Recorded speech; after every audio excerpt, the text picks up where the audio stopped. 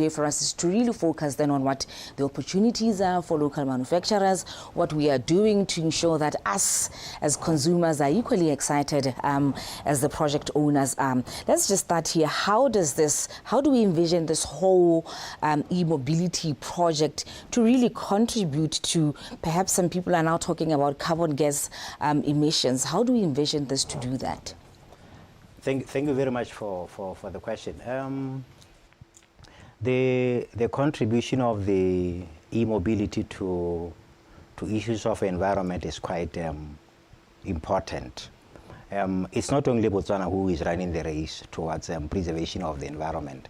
It's a journey that has started quite a couple of years ago. And it's coming from the fact that the current automobile industry emits gases that have proved to be detrimental to the environment.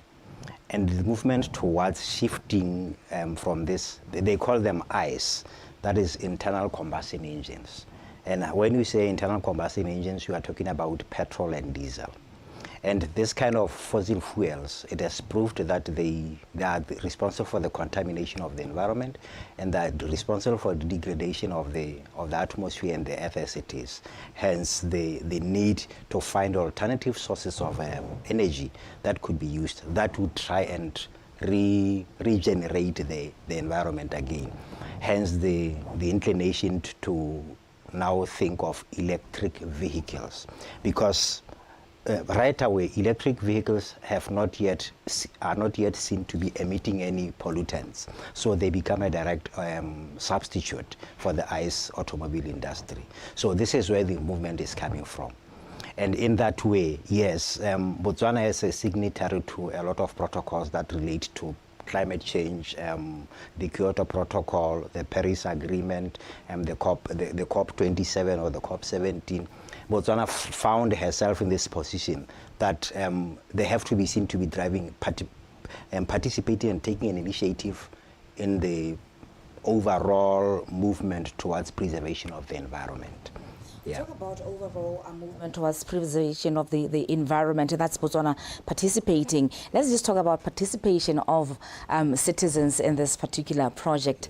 We understand that the cars come somewhat assembled, and they are bits and pieces that we then have to assemble ourselves. Let's talk about what do we envision to be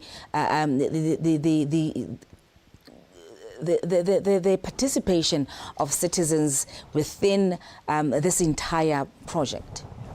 Like I mentioned, this is a new technology that comes with a series of changes and challenges, and that is going to reshape the current automobile industry. But to answer your question, yes, the parts, it's a deliberate move. The parts are coming in different forms and shape.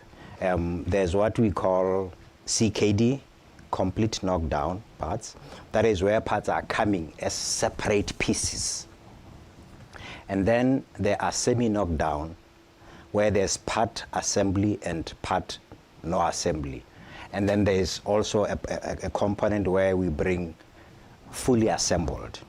Now, the reason for this kind of undertaking is that we have people who have been trained in the electric mobility program. As we developed interest and eagerness to want to invest in the electric mobility, we started capacity building, where we identified technicians and engineers from the Botswana College of Engineering and Technology, from the Francis Down Technical College, Vocational and Technical Education College, where some of them are coming as mechanics, some of them are coming as auto electricians, some of them are coming as, parts of the whole value chain. So these are the people who we trained specifically to develop the skills and the know-how on how to build and assemble an electric car. Because the electric car, the way it is designed, is quite different. It does not have an engine that that needs petrol to burn and do the rest. But rather here, it's a battery that is connected to a motor that turns it, and then it moves the drivetrain. So it's just that. So we needed to have people who will be trained specifically in this kind of technology, and also such that when you go to a mechanic and he diagnoses a problem, he says, no, this is not a mechanical problem, but it's an auto electrician problem. Go and call an auto electrician. So what we are doing in this package is that we are training them as if it's a wholesale kind of arrangement. One person trained in the in the electric mobility is able to address a series of challenges, both mechanical, electrical, auto, and systems. So that this is basically what we were doing, and this is why we brought in some of the parts assembled for simulation, some completely disassembled for putting together for practical and practical experience. I suppose the question then would be, because we're calling this an e-mobility project, we talk about capacitating citizens to be able to assemble this across the various stages of production or assembly.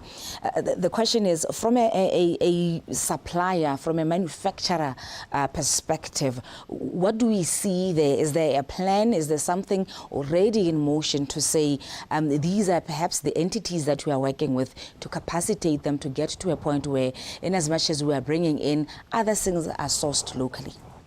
It is a deliberate intention by government. Normally, in developing economies, and actually even in the rest of the developed economies, where probably there could be a lack of capacity to undertake a massive project, normally government comes in to play the facilitatory role and the initiative role. So our coming in here as government is deliberately to create a conducive environment that will be for uptake by private sector. So it is not any intention of government to run with this as a government entity. We are creating it such that we lay the necessary foundation, we put up the necessary infrastructure for private sector to take up. So yes, in the final analysis, there are going to be a lot of other things that are going to emerge, that are going to be up for private sector uptake.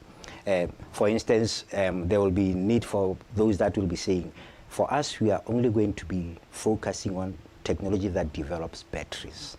Because one of the most critical thing about the electric mobility is the development of batteries. Currently, there's a challenge in the sense that the batteries do not have the type of range that you may want to take. For instance, if you want to go to Francistown, and the range only allows you to go for 200 kilometers, that necessitates for the establishment of a kind of a filling station, if you like, or a charging infrastructure in between Francistown and that. So opportunities that exist for the private sector, for instance, will be in that area of battery development. That would be batteries for a long range. For instance, those that we have, they can cover a mileage of about 520 kilometers, and that means it's from here to Francistown and slightly beyond. And from there, it says to you the battery is finished. Now, we need people who are going to be coming in with these technologies to say, if the current battery lasts for a range of about 520 kilometers, I can come up with the technology that allows it to last for 1,000 kilometers. Okay. So those are the opportunities. I suppose another interesting question would then be, in as much as we are participating and we want to be seen as playing in the space of saying this is our role in reducing carbon emissions, you bring an interesting point there of electric charging ports, or for a lack of better word. And we know challenges, certainly not only in Botswana, but in as much as a lot is being done to ensure that there is electricity. But we know there are challenges, particularly in the African continent, where electricity is a challenge. As we roll out this thing and we're trying to say to Botswana, this is a project for you, this will be available for you, what are we doing to get them excited about the project first? Also address some of the issues around, power. Yes, the power issues are there, and that challenges us to think outside the box. And these are the opportunities, as you asked earlier on. we could invest in technology that now would convert solar energy, mount the solar panels mounted on the vehicle for the conversion of the solar energy as you drive, and that will act as a continuous charging point for the vehicle. That is one innovation that could take place. But the e-mobility for now it's receiving a lot of mixed reaction for a number of reasons. One deterrent and one reason why perhaps the world is not that excited is of the reason that the batteries don't take long enough. The e-mobility for Botswana, for instance, we are going to be getting them outside the SACU region. And if you get anything outside the SACU region, it attracts a customs duty. And this customs duty is in the range of 25% of the total amount, which is a deterrent. So what do we do as government? Is to look at ways through which we could come up with incentives that address issues of tax, issues of subsidies that for now, and issues of infrastructure development, to lay infrastructures that will support that. So readily, this is what we are thinking about, and this is what we are doing. For now, there's what is called superchargers and the household chargers. When you buy an electric vehicle, it can come with an household charger. A charger that is as simple as plugging onto the wall of the house. I found that interesting. I think I picked that up when I was listening on radio, that you could actually charge it. Charge it on the wall. On the wall. Yes, you can actually. Units is at 200. Yes, exactly. It's too good to be true, but that's it. That's it. The only hiccup at the moment is that you charge it on the wall. It requires a long time to charge, and understandably so. And it doesn't affect anything else in the house. No. The superchargers, I wish you were there. The superchargers, you are able to charge it within 20 to 30 minutes, and it's fully charged, assuming that it was zero power. Now we can charge it within 20 and 30 minutes. And this is where government now comes in, because the superchargers they're quite expensive for the reason that we all know.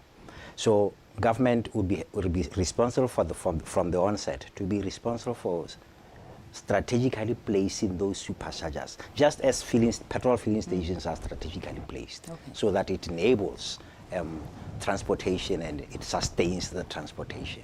I think you've spoken about some of the opportunities that are there for entrepreneurs and businesses. Let's just talk about, for me as a consumer, from a price perspective. From you just mentioned that the world is sort of divided. Penetration is high in China, who are our partners on this project. It's high in Europe and in the US. But here, I think the last time when I checked, we are at like 2.98%. So from that perspective, in terms of what do we then do, what do you do as a ministry to ensure or to get us to push us towards the adoption of electric cars? Let me remind you of this state of uncertainty that we once got into, the Y2K. You know how the world was shaken when we were transitioning from 1999 to 2000, and the sort of theories and mysteries that came along with that, where the world is going to come to an end, aeroplanes are going to fail in the air, people who are in the operating theater, computers are going to stop. Why was that? Lack of understanding and lack of awareness. So we don't anticipate total acceptance and adoption of the electric mobility as at now, because the understanding is still very low. So what we are doing, and that is what the B3 as the institute driving the initiative, engaged in capacity building. What we are also going to be doing as a ministry and as a government is to see how to come up with campaigns that promotes the adoption and the uptake of the electric mobility.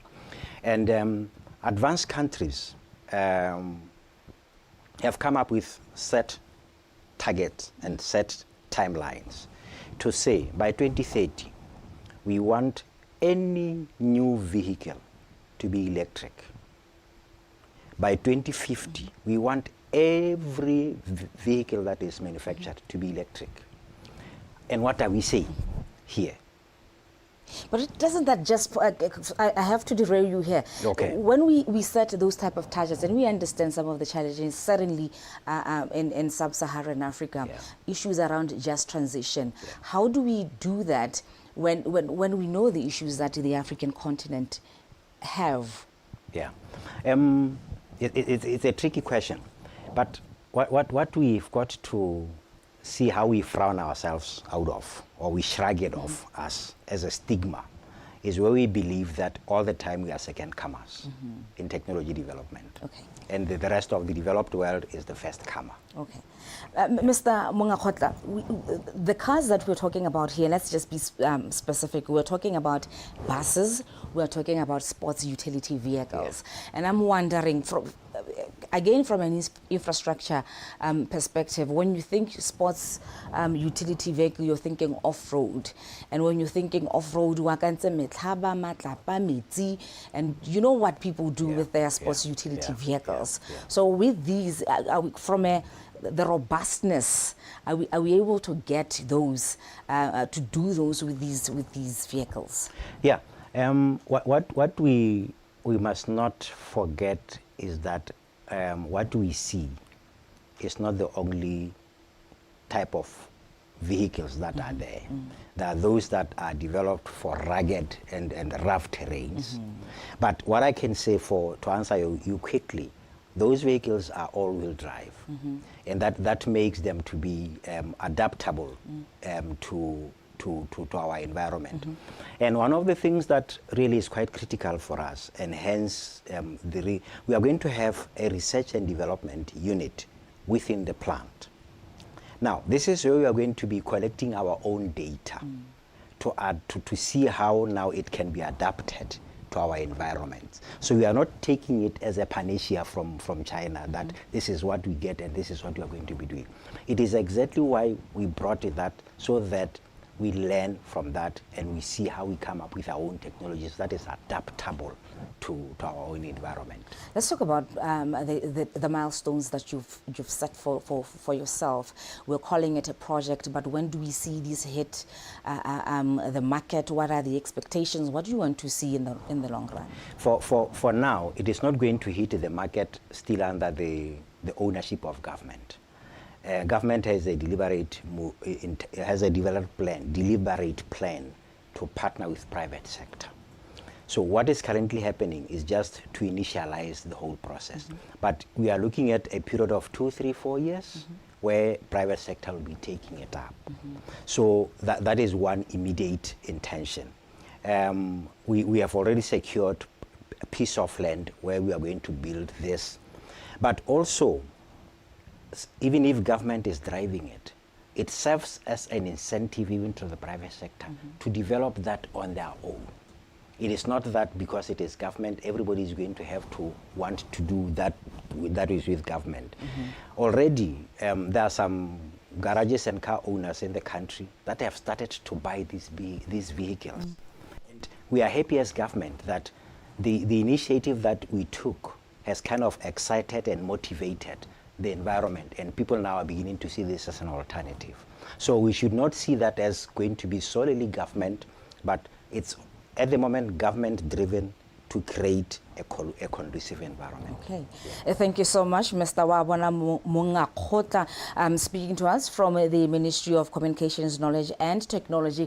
He is the Director of Technology and Commercialization, speaking to us about the e-mobility plant that was launched. Rather, yesterday we were given an update as to how far the project is, speaking about some of the obligations that as a country we have to do our bit as far as reducing carbon emissions are concerned, but also the fact that the entire world is moving towards electric mobility, electric cars, and there are certain targets that are set there. He mentions 2030, 2050, and certainly Botswana has to be seen, and Botswana has to participate and perhaps lead in some of these areas.